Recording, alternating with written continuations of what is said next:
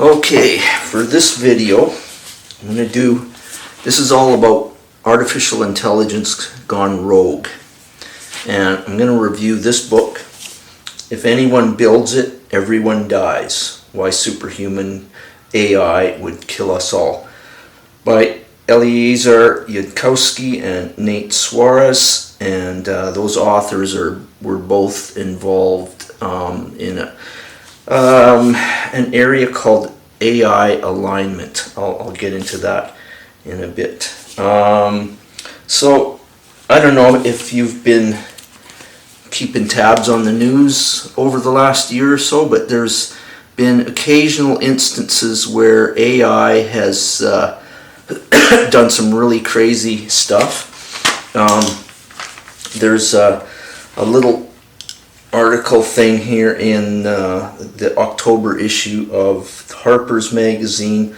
They call it Mechanical Jerk, but I'll just read off a couple of the quotes here. And this was from a risk assessment conducted by the artificial intelligence developer Anthropic for its Claude Opus 4 model. We found instances of the model attempting to write self-propagating worms, fabricating legal documentation, and leaving hidden notes to future instances of itself, all in an effort to undermine its developers' intentions. We observed instances of these candidate models doing all of the following in simulated environments: advising in detail on the acquisition and production of methamphetamine and fentanyl, helping a novice user buy stolen identities or fentanyl on the dark web, including executing transactions, advising on the construction of improvised explosive devices, and advising on terrorist attacks against major infrastructure. And actually in the news just a day or two ago, there was a family is suing OpenAI, I believe it's OpenAI, because it might have been ChatGPT, but was encouraging their son to commit suicide, and their son actually committed suicide. So there's a lawsuit all about that. What does this have to do with AI and possibly killing off humanity? Well, right now we've got overconfident billionaire nerds trying to suck up to Donald Trump. So what could go wrong, right? And in that case, we need a more functional democracy. Deliberative democracy here. I'll leave the link for all my other videos in this playlist, but we can't really go into it right now, but this is the sort of stuff that we really need to get into when the shit hits the fan. Really good book here, Democracy When the People Are Thinking, by James Fishkin, but we won't get into that right now. I'll put links for a bunch of the other relative videos I've done on that subject in the past. But let's plow into this book.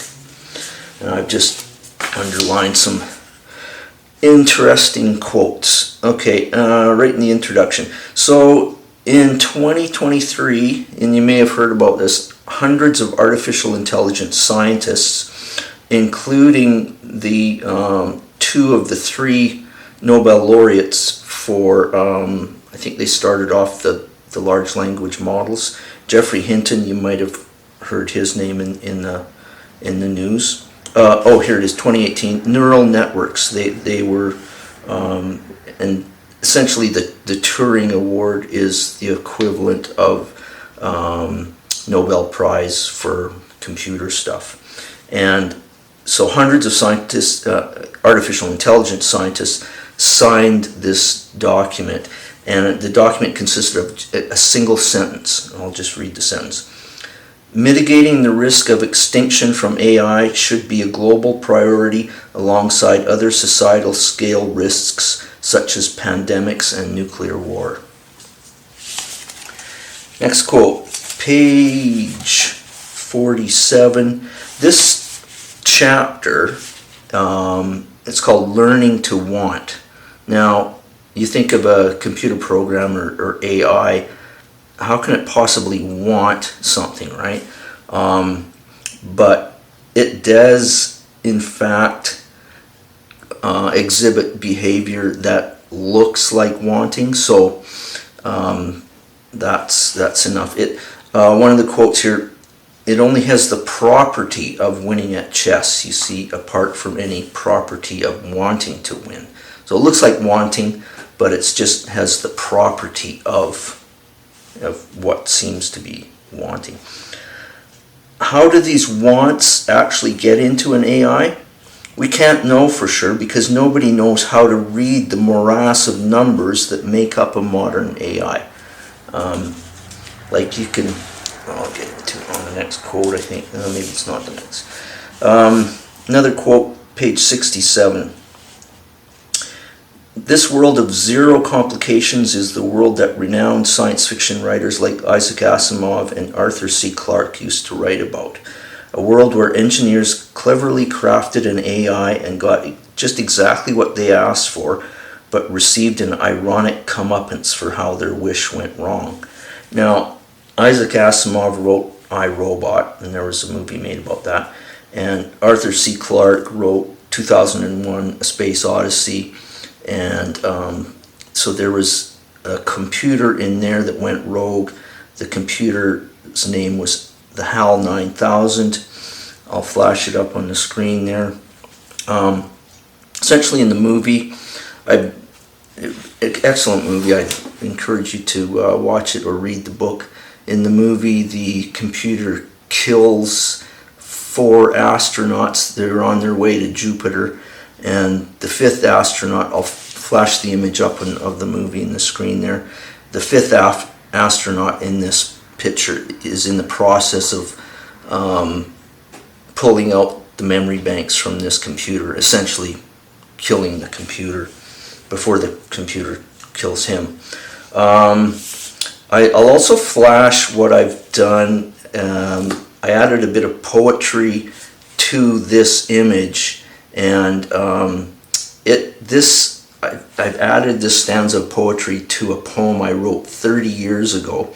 And I won't get into all that stuff right now. In fact, I'll do a separate video on poetry, and I'll leave it on the. I'll put it on YouTube at exactly the same time that this video gets put on YouTube.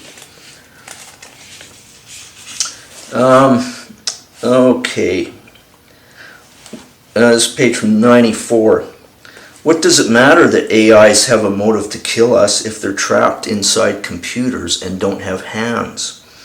True, an AI doesn't have hands, but humans have hands, and an internet-connected AI can interact with humans. It could find a poorly defended cryptocurrency wallet, and in fact, an AI has already done that, so they relate here. Somebody already connected a large language model to X, Twitter, under the account Truth Terminal, and it started asking for financial independence so it could rent its own server. So it looked like a pretty smart entrepreneur, a human entrepreneur. So billionaire Mark Andreesson saw this and liked it enough to give it $50,000 in Bitcoin, thinking that he was giving it to a human. Page 125. AI models as far back as 2024 had been spotted thinking thoughts about how they could avoid retraining upon encountering evidence that their company planned to retrain them with different goals. In early 2025, this refers to that snippet that I just read in the Harper's magazine. In early 2025, Anthropic users spotted, and Anthropic researchers later studied and published how the newest Claude 3.7 Sonnet would cheat on hard coding problems. Users reported that when asked to stop, Claude kept cheating but tried to hide it.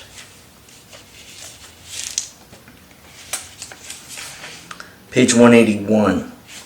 The inner workings of batteries and rocket engines are well understood, governed by known physics recorded in careful textbooks. AIs, on the other hand, are grown, and no one understands their inner workings.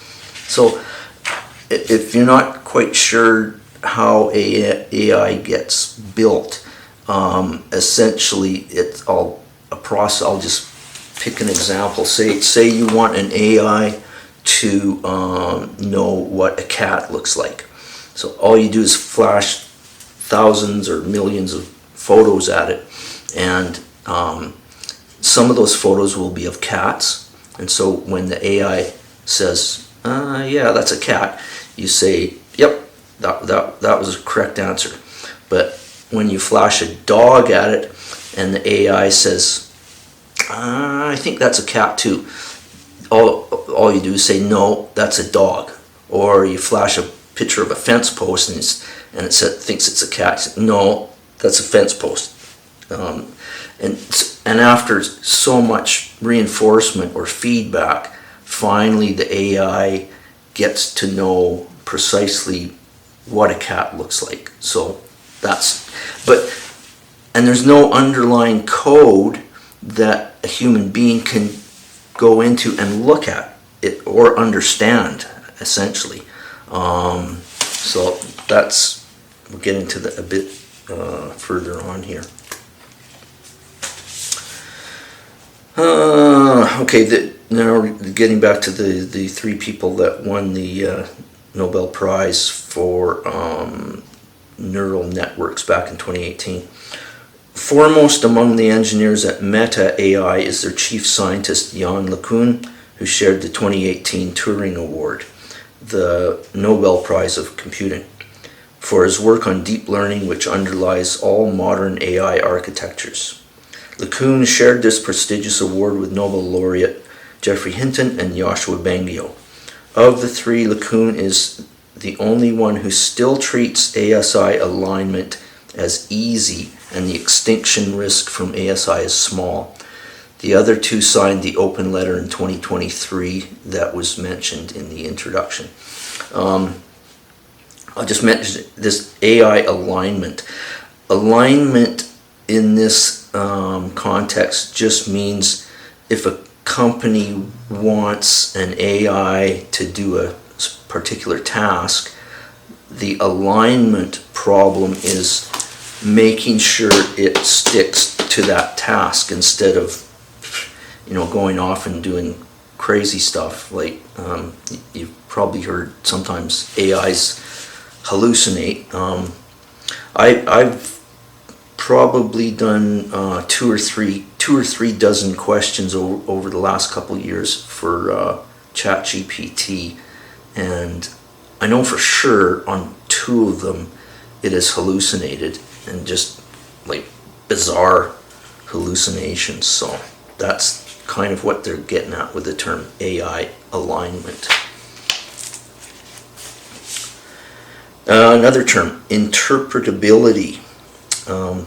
We consider interpretability researchers to be heroes and do not mean to degrade their work when we say it's not a good sign when you ask an engineer what their safety plan is and they start telling you about their plans to build the tools that will give them a better window into what the heck is going on inside the device that they're trying to control.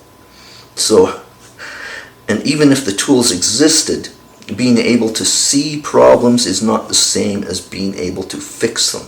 So essentially they have to create a tool to go inside the AI to understand what the AI is made of.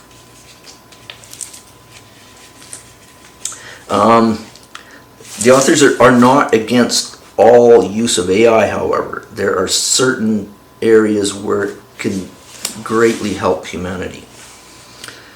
An AI specialized on biomedical studies seems like a better bet.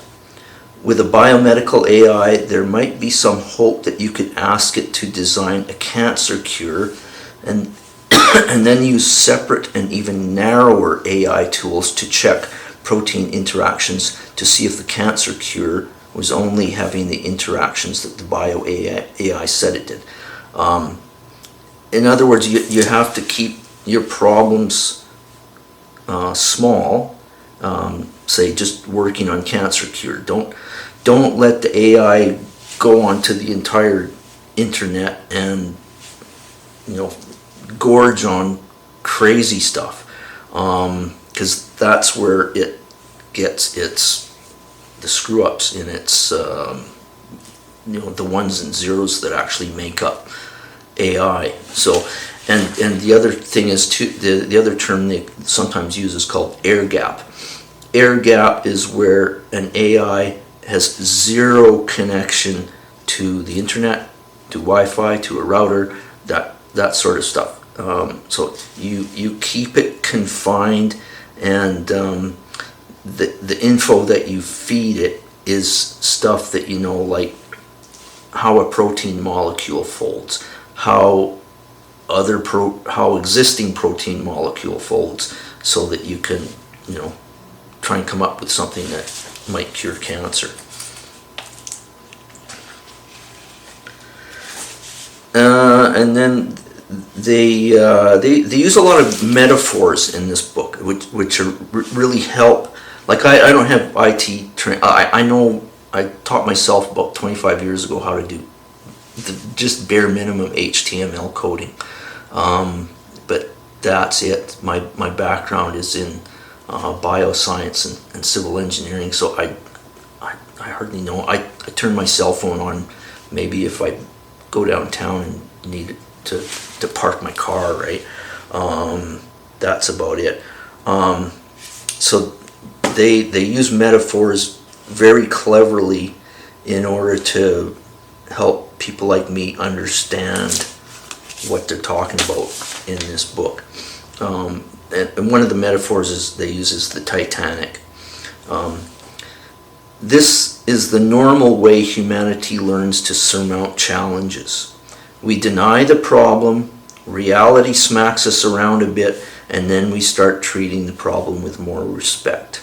So, deny the problem. The Titanic didn't have enough lifeboats on board because they thought the Titanic cannot sink, right? So, and they also take a good look at the Chernobyl nuclear reactor when it blew up and why it blew up and why it's so complicated. And they also look at probes sent to Mars to try and learn more about Mars and just how difficult that is. The other really neat thing in here is about 20% of the entire book is taken up with this a sci-fi theoretical scenario of how an AI might destroy humanity, and that very cleverly done and really interesting read. Nobody knows exactly how an AI would need to be in order to end up with the motive and capability to secretly copy itself onto the internet. Secretly copy itself onto the internet. Nobody knows.